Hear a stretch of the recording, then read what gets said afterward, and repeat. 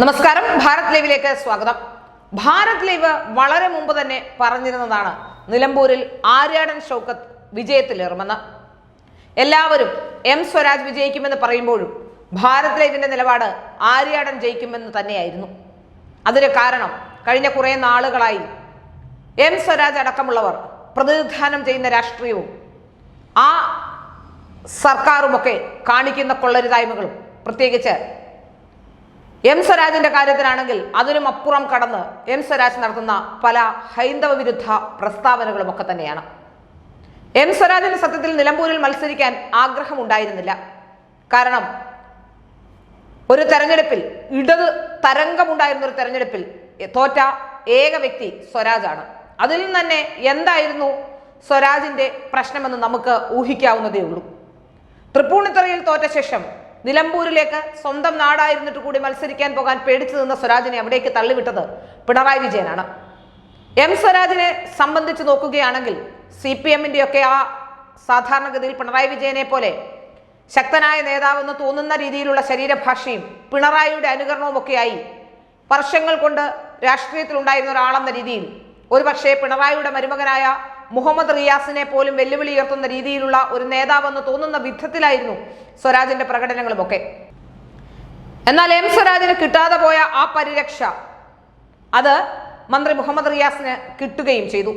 ആദ്യ തവണ ജയിച്ചപ്പോഴേ മന്ത്രിയായി, അതിനുശേഷം ഇനി ഒരാളും, ഇനി യുവ നേതാക്കൾ ആരും വളർന്നു വരരുതെന്ന് ആഗ്രഹിക്കുന്ന പിണറായി വിജയനെ സംബന്ധിച്ചിടത്തോളം വലിയ സന്തോഷമായിരിക്കും ഒരുപക്ഷെ സ്വരാജ് ഇന്ന് തോറ്റതിലൂടെ ഉണ്ടായിരിക്കുന്നത്. മറ്റൊരു യുവ നേതാവ് CPM-നെ നമുക്കറിയാം, എല്ലായിടത്തും തോൽക്കുന്ന നേതാവ് ജയ്ക്കിന്റെ ഗണത്തിലേക്ക് സ്വരാജ് കൂടി മാറുന്നു. 2 തെരഞ്ഞെടുപ്പിലെ ദയനീയമായ തോൽവികൾ സ്വരാജിന്റെ രാഷ്ട്രീയം തന്നെ, രാഷ്ട്രീയ ഭാവി തന്നെ ചർച്ച ചെയ്യപ്പെടുന്ന സമയം കൂടിയാവുകയാണ്. സ്വരാജിന് നിലമ്പൂരിൽ മത്സരിക്കാൻ താല്പര്യമില്ലാതിരുന്നിട്ടും സ്വരാജിനെ അവിടേക്ക് തള്ളിവിട്ടപ്പോൾ രാജ്യസഭാ സീറ്റ് വാഗ്ദാനം ചെയ്തിരുന്നു. വരുന്ന തെരഞ്ഞെടുപ്പിൽ കോൺഗ്രസ് അധികാരത്തിൽ വരികയാണെങ്കിൽ ആകെ വരുന്ന ഒരു രാജ്യസഭാ സീറ്റിലേക്ക് മാത്രമാകും മത്സരിക്കാൻ അല്ലെങ്കിൽ സാധ്യത CPM-ന് കൽപ്പിക്കപ്പെടുക. 2 സീറ്റുകൾ ഒരുപക്ഷെ കോൺഗ്രസ് അധികാരത്തിൽ വരികയാണെങ്കിൽ അവർക്ക് ജയിപ്പിക്കാൻ കഴിയുമ്പോൾ ഒരു ആളെ മാത്രമേ രാജ്യസഭയിലേക്ക് അയക്കാൻ കേരളത്തിൽ നിന്ന് ഒരുപക്ഷെ സ്വരാജിനെ അയക്കാനുള്ള ശ്രമം ഉണ്ടാകുമോ എന്ന തരത്തിൽ പോലും ചർച്ച ചെയ്യപ്പെടുന്നുണ്ട്. ഏതായാലും പിണറായി വിജയൻ കൈപിടിച്ചുയർത്തിയ സ്ഥാനാർത്ഥികളെല്ലാം തോറ്റ ചരിത്രം മാത്രമേ ഉള്ളൂ. ഇവിടെയും തെരഞ്ഞെടുപ്പ് റാലി ഉദ്ഘാടനം ചെയ്തത് പിണറായി വിജയൻ കൈപിടിച്ച് സ്വരാജിനെ ഉയർത്തിക്കൊണ്ടാണ്. അതുകൊണ്ട് തന്നെ പരാജയം ഉറപ്പാണ് എന്ന് നമുക്ക് എവർക്കും അറിയുകയും ചെയ്യാമായിരുന്നു. ഇവിടെ മനസ്സിലാക്കാൻ സാധിക്കുന്ന മറ്റൊരു പ്രധാനപ്പെട്ട കാര്യം, സ്വരാജിന് ദോഷകരമായി ബാധിച്ചത് അല്ലെങ്കിൽ ബാധിക്കാനുള്ള സാഹചര്യം ഉണ്ടായത് RSS-ഉമായി ബന്ധപ്പെട്ടുള്ള ഗോവിന്ദ മാസ്റ്ററുടെ പ്രസ്താവനയാണെന്ന് നേരത്തെ മുതൽ തന്നെ പറഞ്ഞു വെക്കാൻ പാർട്ടിയുടെ ഫോറങ്ങളിൽ ഒരു ശ്രമം നടത്തിയിട്ടുണ്ട്. പാർട്ടി അത്തരത്തിലുള്ള ശ്രമങ്ങൾ നടത്തുമ്പോഴും പിണറായി വിജയനെ സംബന്ധിച്ചിടത്തോളം സ്വരാജ് തോൽക്കേണ്ടത് അനിവാര്യതയായിരുന്നുവെന്ന് നമുക്കെവർക്കും അറിയുകയും ചെയ്യാം. ഏതായാലും സ്വരാജ് കഴിഞ്ഞ കുറെ നാളുകളായി ഹൈന്ദവ വിരുദ്ധ പ്രസ്താവന നടത്തുകയും സ്വരാജ് തോൽക്കണമെന്ന് ആ മണ്ഡലത്തിന് പുറത്തുള്ള ജനങ്ങൾ ഏവരും ആഗ്രഹിക്കുകയും ഒക്കെ ചെയ്തിരുന്നു. ആ മണ്ഡലത്തിലുള്ളവരും എനിക്ക് തോന്നുന്നു BJP-യുടെ കുറെ വോട്ടുകൾ നഷ്ടപ്പെട്ട സാഹചര്യമുണ്ട്. ഒരുപക്ഷെ ഇത്തരത്തിലുള്ളൊരു മനോഭാവമായിരിക്കാം, ആർക്ക് വോട്ട് ചെയ്താലും വേണ്ടില്ല, സ്വരാജ് അവിടെ വിജയിക്കരുത്, അല്ലെങ്കിൽ ഇത്തരത്തിലുള്ള ഹൈന്ദവ വിരുദ്ധ പ്രസ്താവനകൾ നടത്തുന്ന സ്വരാജിനെ ജയിപ്പിക്കരുത് എന്ന് ചിന്തിക്കുന്ന ചിലരെങ്കിലും ഒരുപക്ഷെ വോട്ട് മാറ്റി ചെയ്താൽ പോലും അതിൽ അതിശയോക്തി ഉണ്ടാവാനിടയില്ല. ഏതായാലും അൻവർ പിടിച്ച വോട്ടും അത് നിർണായകമായ വോട്ടുകൾ തന്നെയാണ്. എന്നാൽ ആര്യാടന്റെ കുറെ വോട്ടുകളൊക്കെ പിടിച്ചിട്ടുണ്ടെങ്കിലും അൻവർ ഇപ്പോൾ പിണറായിസത്തിനെതിരെ എന്നൊക്കെ പറഞ്ഞുകൊണ്ട് എങ്ങനെയെങ്കിലും മുന്നണിയിലേക്ക് എത്താനുള്ള ശ്രമമൊക്കെ നടത്തുന്നുമുണ്ട്.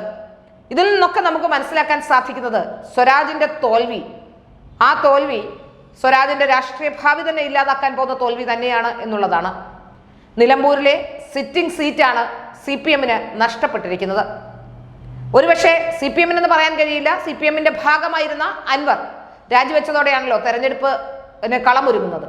ഏതായാലും അൻവർ അവിടെ സ്വരാജിനെ തോൽപ്പിക്കാനുള്ള ശ്രമങ്ങളുടെ ഒരു കണ്ണിയായെങ്കിലും വർത്തിച്ചിട്ടുണ്ട് എന്ന കാര്യത്തിൽ യാതൊരു സംശയവുമില്ല.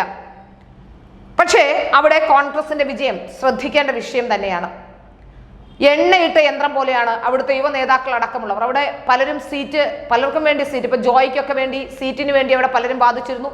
ജോയ് അവിടെ മത്സരിക്കേണ്ട ആളായിരുന്നു. പക്ഷെ ഒരു ഘട്ടത്തിലും അതൊന്നും കാണിക്കാതെ ഈ ഒറ്റക്കെട്ടായി ഒരേ മനസ്സോടെ മുന്നേറുന്ന യുവ നേതാക്കളെയാണ് നമ്മൾ നിലമ്പൂരിലൊക്കെ കാണുന്നത്. അവരാണ് അടുത്ത കാലത്തായി കോൺഗ്രസിന്റെ വളർന്നു വരുന്ന പ്രതീക്ഷയായി മാറുന്നതെന്ന കാര്യത്തിൽ സംശയവുമില്ല.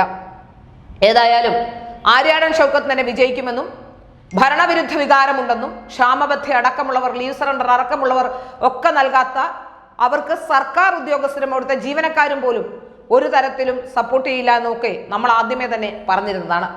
ഏതായാലും എം സ്വരാജിന് വലിയ തിരിച്ചടിയാണ് കിട്ടിയിരിക്കുന്നതെന്ന കാര്യത്തിൽ സംശയമില്ല. ഇനിയെങ്കിലും സ്വരാജ് ആത്മപരിശോധന നടത്തേണ്ട സമയമാണ്. പിണറായി വിജയനെ പോലെ ധാർഷ്ട്യം കാണിച്ച് ഹൈന്ദവരെ വെല്ലുവിളിച്ച് നടന്നിട്ടും സ്വരാജിന് ജയിക്കാൻ കഴിഞ്ഞില്ല എന്ന് സ്വരാജ് ഓർക്കേണ്ട സമയം കൂടിയാണിത്.